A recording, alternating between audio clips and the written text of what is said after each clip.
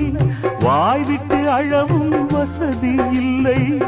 வெந்த புண்ணில் அல்லவோ வேலும் பாய்ந்தது, விதியால் வந்ததா இல்லை, சதியால் வந்ததே தொல்லை.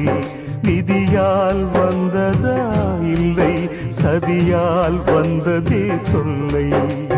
வானத்தை பார்த்தேன், பூமியை பார்த்தேன், மனுஷனை இன்னும் பார்க்கலையே. நான் பிறந்தது அழுதிடத்தானா, ஏ விதியே சரிதானா?